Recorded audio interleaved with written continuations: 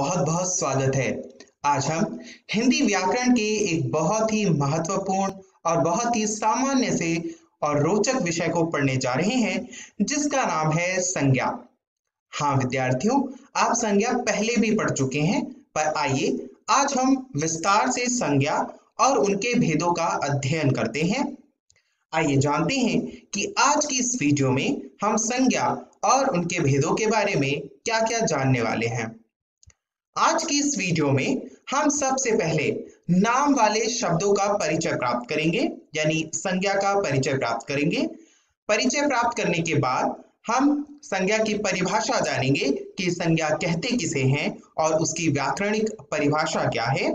तत्पश्चात हम संज्ञा के भेदों का अध्ययन करेंगे।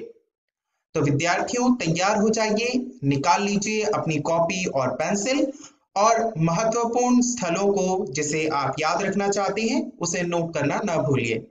तो आइए शुरू करते हैं।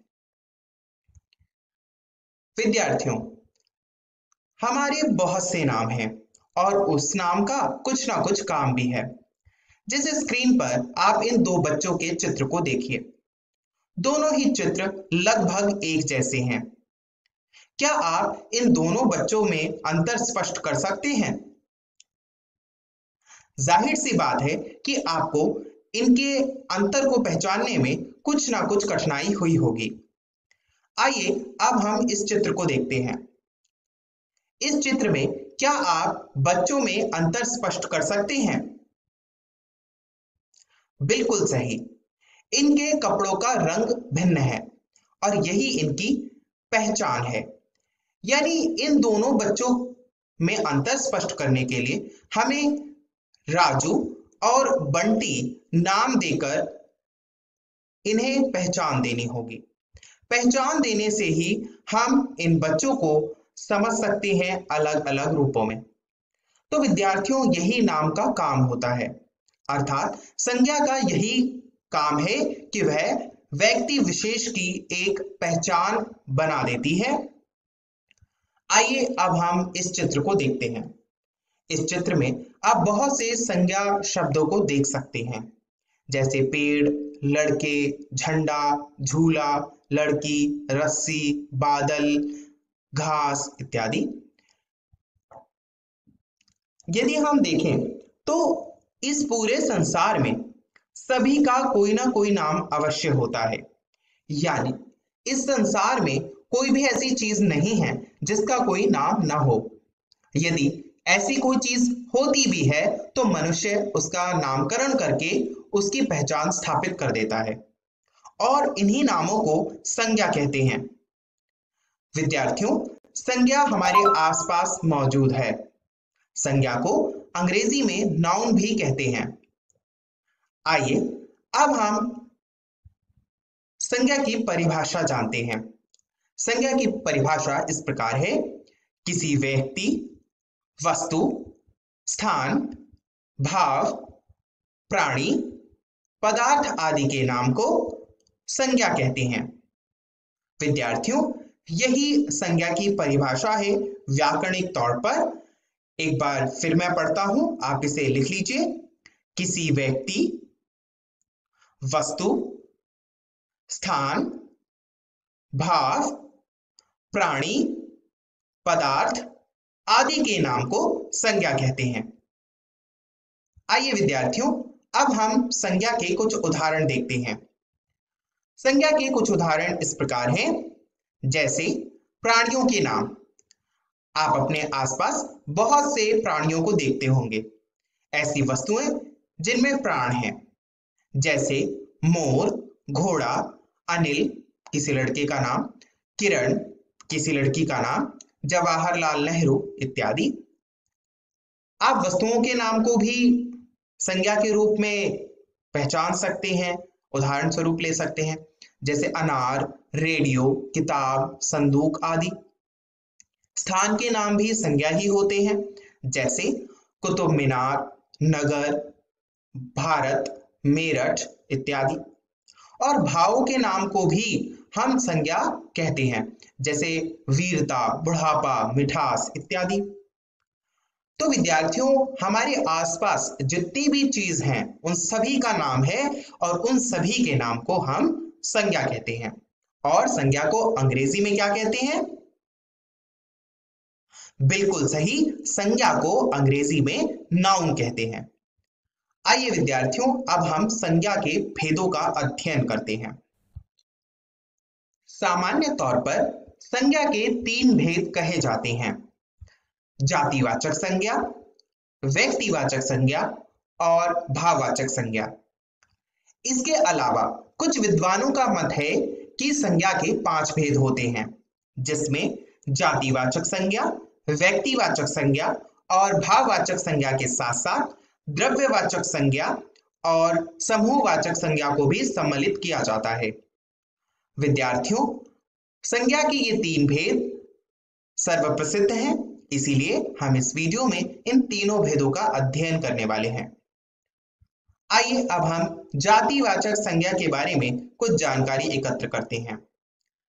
जातिवाचक संज्ञा का अर्थ इस प्रकार है कि जिन नामों से किसी व्यक्ति, वस्तु, स्थान आदि की जाति का पता चले उसे हम जातिवाचक संज्ञा कहते हैं।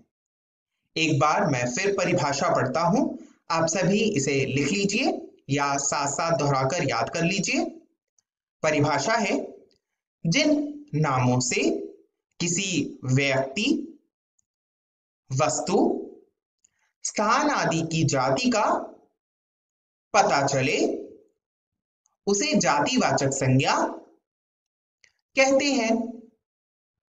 आइए विद्यार्थियों, अब हम जातिवाचक संज्ञा के उदाहरण देखते हैं। जैसे शहर। शहर, कौन सा शहर? किसी विशेष शहर की बात नहीं हुई है। शहर बहुत सारे हो सकते हैं, इसीलिए शहर एक जातिवाचक संज्ञा है। लड़का, लड़के बहुत सारे होंगे आपकी कक्षा में, आपके विद्यालय में, आपके मोहल्ले में, है ना, और इस संसार में। तो लड़का एक जातिवाचक शब्द है, किसी एक व्यक्ति विशेष को सूचित नहीं कर रहा, इसीलिए लड़का एक जातिवाचक संज्ञा है। मोटरसाइकिल। अब मोटरसाइकिल भी बहुत तरह तरह की बाजारों में निकल गई होंगी, आप देखते होंगे कि कई तरह के लोग कई कई तरह की मोटरसाइकिल लेकर चलते हैं। तो मोटरसाइकिल भी एक जातिवाचक संज्ञा है। आइए विद्यार्थियों, अब हम व्यक्तिवाचक संज्ञा के बारे में पढ़ते हैं। स्क्रीन पर आप एक चित्र देख रहे होंगे जो कि ऋग्वेद संहिता का है। आप सोचिए इस चित्र का प्रयोग इस स्लाइड पर क्यों किया गया है। तब तक आइए हम व्यक्तिवाचक संज्ञा के अर्थ को समझते हैं, उसकी परिभाषा को समझते हैं। व्यक्तिवाचक संज्ञा की परिभाषा इस प्रकार है कि जिन नामों से किसी विशेष व्यक्ति, वस्तु, स्थान आदि का पता चले उसे व्यक्तिवाचक संज्ञा कहते हैं। विद्यार्थियों, ध्यानपूर्वक इस परिभाषा को याद कर लीजिए, मैं दोहराता हूं। परिभाषा इस प्रकार है: जिन नामों से किसी विशेष व्यक्ति, वस्तु, स्थान आदि का पता चले उसे व्यक्तिवाचक संज्ञा कहते हैं। अब आपको स्पष्ट होने लगा होगा ऋग्वेद संहिता का यह चित्र यहां क्या कर रहा है। आइए कुछ उदाहरण देखते हैं। जैसे ताजमहल। ताजमहल किसी विशेष स्थान का नाम है, इसीलिए यह एक व्यक्तिवाचक संज्ञा है। अगला उदाहरण है भगत सिंह और ऋग्वेद। भगत सिंह किसी विशेष व्यक्ति का नाम है, इसीलिए यह व्यक्तिवाचक संज्ञा है। इसी प्रकार ऋग्वेद संहिता भी व्यक्तिवाचक संज्ञा है। आइए अब हम भाववाचक संज्ञा के बारे में जानते हैं। भाववाचक संज्ञा की परिभाषा इस प्रकार है: जिन नामों से किसी व्यक्ति, वस्तु, स्थान आदि की दशा, स्थिति तथा भाव आदि का पता चले उसे भाववाचक संज्ञा कहते हैं। विद्यार्थियों, इस संज्ञा का हम विस्तार पूर्वक अध्ययन अगली वीडियो में करेंगे। आइए इसके कुछ उदाहरण देखते हैं। जैसे बुढ़ापा। बूढ़े व्यक्ति का भाव या स्थिति बुढ़ापा है। उसी प्रकार मिठाइयों का भाव, दशा मिठास है, और इसी प्रकार थकान भी। आइए विद्यार्थियों, जानते हैं कि आज की इस वीडियो में हमने क्या सीखा। आज की इस वीडियो में हमने जाना कि संज्ञा किसे कहते हैं। हमने जाना किसी व्यक्ति, वस्तु, स्थान, प्राणी, भाव आदि के नाम को संज्ञा कहते हैं। हमने यह भी जाना कि संज्ञा के कितने भेद होते हैं। संज्ञा के मुख्यतः 3 भेद होते हैं और बहुत से विद्वान 5 भेद भी कहते हैं। पहला भेद है जातिवाचक संज्ञा, व्यक्तिवाचक संज्ञा, भाववाचक संज्ञा, द्रव्यवाचक संज्ञा और समूहवाचक संज्ञा। आइए विद्यार्थियों, जानते हैं कि अगली वीडियो में हम क्या सीखेंगे। अगली वीडियो में हम भाववाचक संज्ञा का सविस्तार अध्ययन करेंगे। आप आज की इस वीडियो में पढ़ाए गए सभी विषयों को याद कर लीजिए। अगली वीडियो में फिर मिलेंगे। इस वीडियो को देखने के लिए बहुत बहुत धन्यवाद।